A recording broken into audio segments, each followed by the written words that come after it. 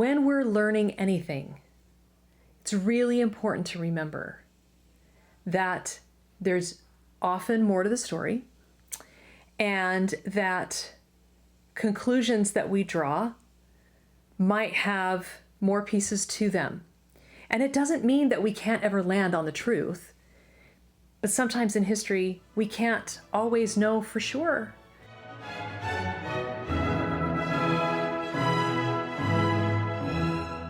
A few days ago, my family and I toured Thomas Jefferson's home, Monticello.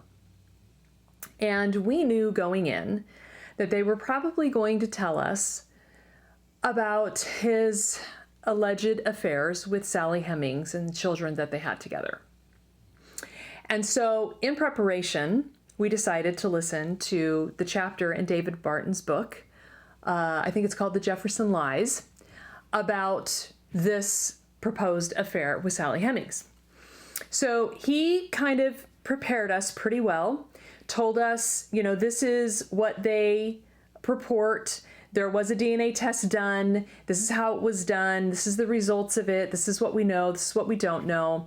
And then he kind of went through like the person that originally accused Jefferson of this. His name was Callender, and he, did have a terrible reputation. And then there was this other guy who originally wrote about the findings of the DNA study, and he was not an honest guy. And then exactly what the DNA study showed and what it didn't show and what it could prove and what it couldn't prove.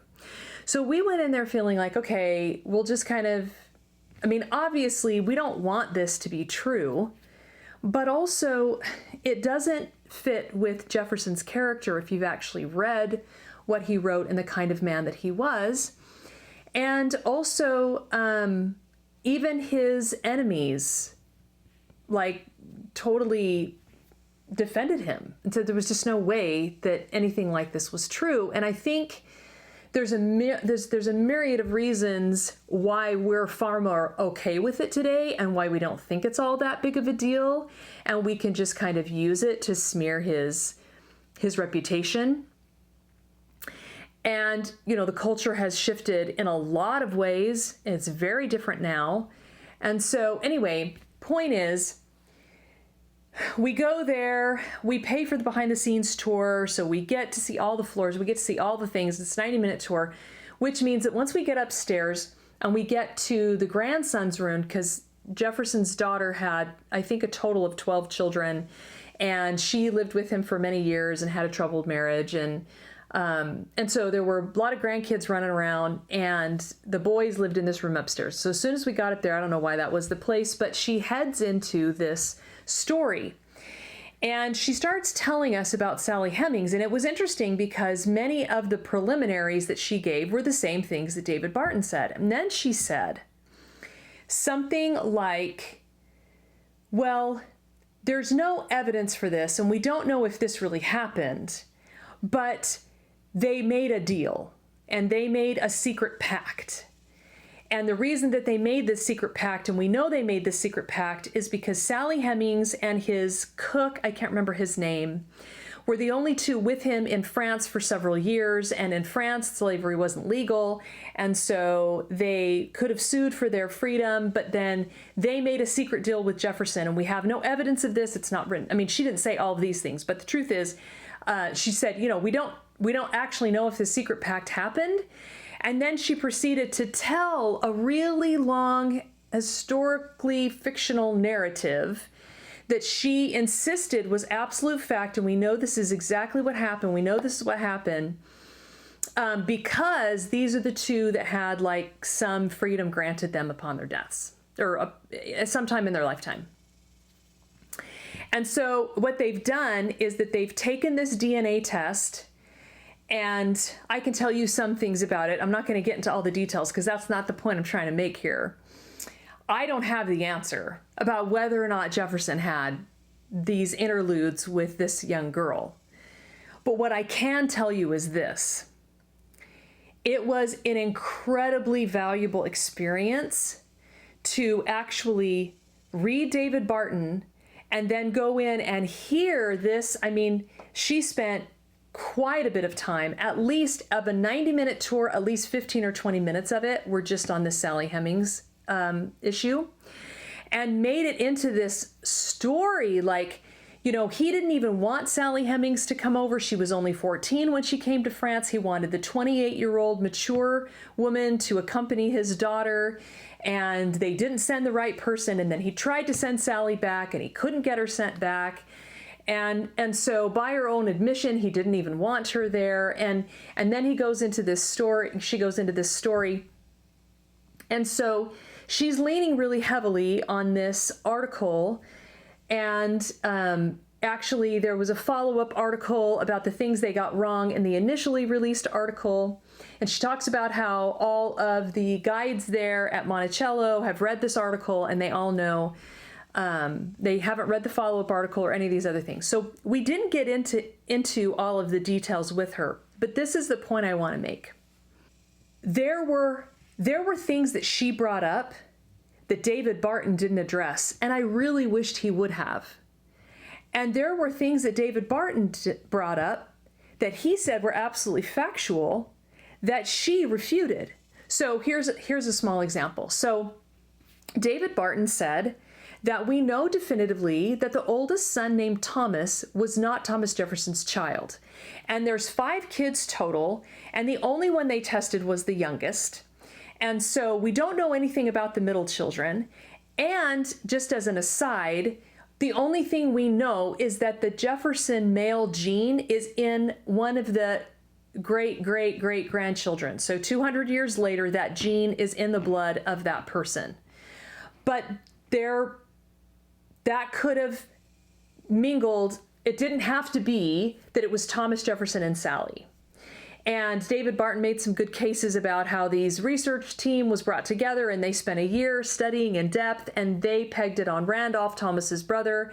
But it also could have been subsequent generations, sleeping with subsequent generations. And so there's a whole bunch of ways that the DNA that's the Jefferson line was found in, because their families were very closely linked and all of that for a long time, found in this one youngest child. So one of the things that David Barton talked about was how this oldest son, Thomas, is definitively not of the Jefferson blood, because part of the story about Sally Hemings is that she came back from France pregnant, and everybody just knew it was Jefferson's child. That was what she claimed on the tour. But actually, no one thought that back in the day until many years later, when Callender came out with accusations, and Callender had an axe to grind with Thomas Jefferson. And this is one of the really fascinating intricacies of this story. There's so many pieces and parts to it. And we actually walked the grounds and talked for another 30 minutes about, well, she said this about this, and she disappeared after our tour, so we couldn't ask her any more questions, and we were trying to honor and respect her time. So I asked a couple questions, but then I just left it at that, and she was like, we just know it's true because we have this article, and if you want to read the article, you can pay to buy it off of our website. And so that's kind of how it got left. So we talked about, well, David Barton said this, and then she said this, and these don't coincide, and David Barton left this out, and she left this out. And so one of these small examples is this oldest son, Thomas. So going back, David Barton says, there's a son, Thomas. She was pregnant with him when she came back from France, probably, but we don't even know that for sure. And we know it wasn't Thomas Jefferson's child, and she was 16 or 17 years old. On the tour, she denied that there was an oldest child. She said we didn't even know if there was an oldest child named Thomas. She didn't even bring him up. She said there were other children, and when I asked, she said, oh, he didn't really exist, or we don't know for sure if he existed.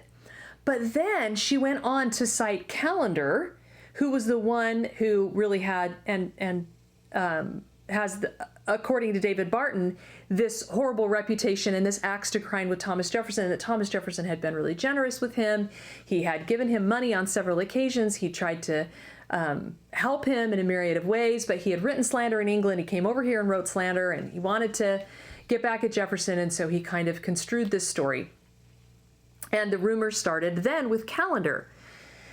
But what's fascinating is that the tour guide denied that there was an oldest son, but then she cited Callender as a source, while David Barton showed what kind of man he was and that he very well made up stuff about a lot of other people, so very well could have made up this story about Thomas Jefferson. And then so what's fascinating about that is she's citing Callender as a reputable source, as evidence that these rumors were true and that it was documented in the newspaper and written down that Thomas Jefferson had these children with Sally Hemings, while also denying Thomas's existence. But it was Callender that told us that Thomas existed. So we know about Thomas's existence because Callender said that Jefferson was Thomas's father. So this is the reason I wanted to do this video and talk to you about this for a few minutes, is because we went to a Socrates in the City with Eric Metaxas down in Houston last year. And the man that he was interviewing down in Houston is a man named James Tour. And he's a brilliant, he's one of the leading scientists in the world. It's this, I can't even remember what it's called. It's like this micro organisms that he deals with, and micro technologies. I don't even understand it. It's way over my head. He's beyond brilliant. And he has this incredible reputation, and he works now, the government pays him to make things, and he was a professor. I don't even know all of his story. He has a YouTube channel, and actually sometime, I don't know how old he was, in his 20s or 30s or something. I haven't actually gone and watched the whole thing. He was actually converted to God in Christianity. And that conversion was profound. It changed his life in the way that he lived his life. And for the last, I don't know how many years, decade or so of his life, he has felt a call to combat the researchers who combat creationist science. And so they're making all these arguments for how we just came from this primordial soup. And the more we understand about true biology and DNA, the more complex it gets, the more intelligent design looks like it's what's behind it. And they continue to put out this group. I can't remember, they have a name, and it's been a while since I was at the interview. They put out this science, and they cut corners, and they don't tell the whole story. But the reason that I'm tying this into James Tour is because one of the comments that he made when Eric Metaxas was interviewing him was that it's easy to tell a lie, but it's very difficult to tell the truth. And he gave as an example one particular, and you may be able to find this interview now. I think Eric Metaxas has released it. I think you can probably find it on, if you go to Socrates in the City or if you look on YouTube. There was one particular statement that was made, one particular bit of scientific finding or whatever by this group, and James Tour said that in order to combat that truth, I can't remember now if it was at least 3 hours, it might have been all the way to 10, my son remembers it as 10 hours, that he had to do many hours of explanation and getting all the details and the science right to unravel this lie. And that's when he said, lies are easy, but the truth is often complicated. So the first point that I want to make is, when we're learning anything, it's really important to remember that there's often more to the story, and that conclusions that we draw might have more pieces to them. And it doesn't mean that we can't ever land on the truth, but sometimes in history, we can't always know for sure. If there aren't firsthand accounts, if we can't read what the person wrote, no one that was close to Jefferson ever said if this was absolutely true. David Barton claims that the story that came down through the generations was that it was the uncle that was their father. The woman at the Jefferson home claims that the tradition that came through the children was that it was Jefferson that was the father. So again, we've got multiple people telling different stories. And so my first kind of complaint about this tour was the fact that so much time was spent on this, and that it was presented in a way that was as absolute fact. And I know that the woman that presented it believes it's absolute fact, but it's partially because she hasn't done extensive enough homework herself. And she embellished it with a long story behind it that is absolutely and completely 100% unverifiable. She could have, like what happened when we went to Andrew Jackson's home at the Hermitage, done what that tour guide did. And he said, I'm going to present to you the facts as I know them. And he had spent a lifetime. I mean, I don't know how much he had spent doing those tours, but he was older. He obviously had read a lot, knew a lot. I think this woman has also done that. But the point is, he said, I'm going to just present the facts that I know, answer your questions the best I can, and then you can draw your conclusions. And instead of simply saying a DNA report came out, it said that one child was linked to some Jefferson male. That's all we know for sure, is that hard scientific fact. Nobody documented it. Some people wrote it in the newspaper. I'm not sure what their character was like. Do you see the difference? It could have been still presented. The truth that she knew could have still been told, but it could have been done in a way that didn't embellish it, didn't take up exorbitant amounts of time, and didn't put all kinds of other bits of fantasy with it that she has constructed or other guides have constructed in their minds based on the facts that they have. The second point I want to make about this tour, and this applies to anything that you're learning, anything that you're hearing. You know, we have a lot of firsthand evidence of everything that went on in American history. We have firsthand evidence of things that happened today. And the first point is to always remember that the truth can be more complicated than a lie, and it can be hard to get at, and there's often lots of different perspectives, and we need to really do our homework and not make assumptions and not be lazy. We need to think deeper. We need to be willing to do our homework, or at least to admit that we don't know.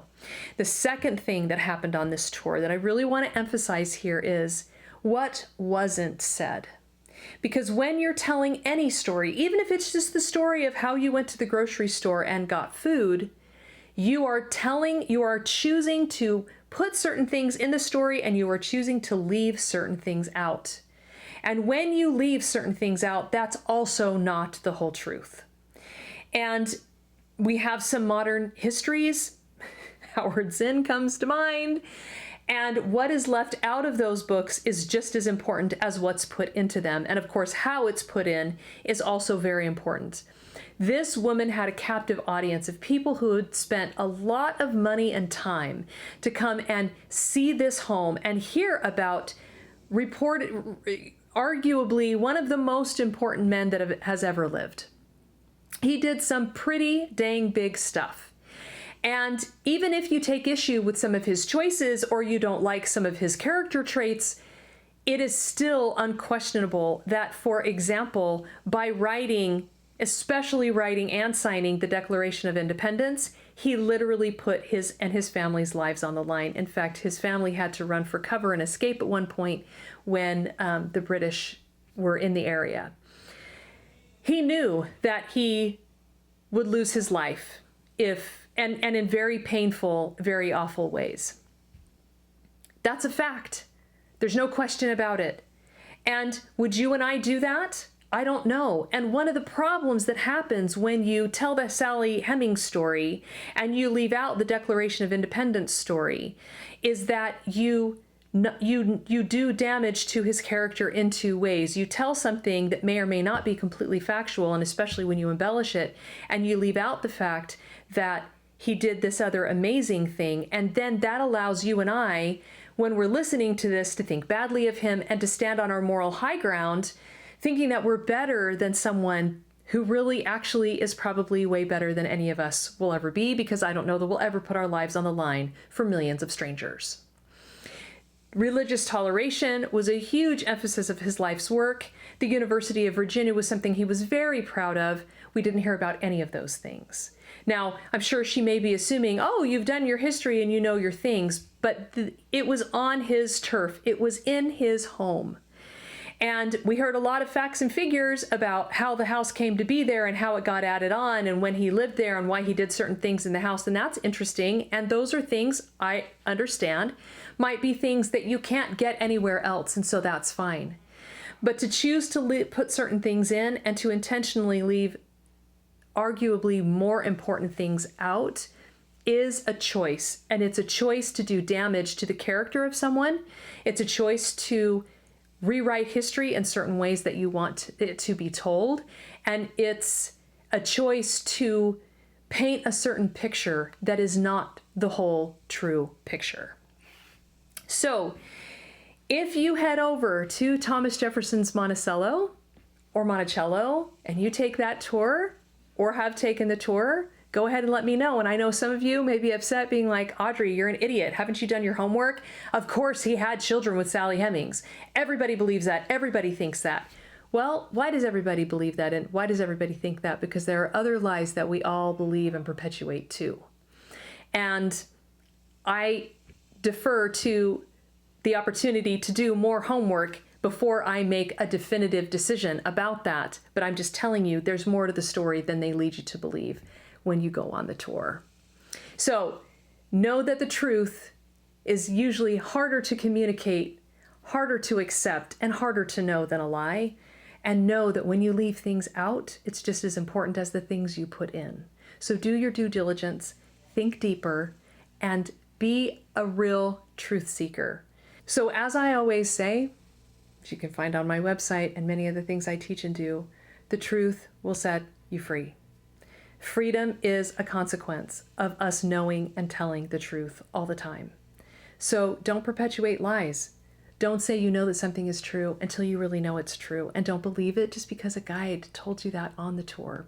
If you don't know a lot about the natural moral law and its connection to first principles and how they are forms of the nature of truth and reality in this world, then you can head over to audreyrindlisbacher.com and get my video training, Natural Law, the Framework for Successful Living. And I will see you next time.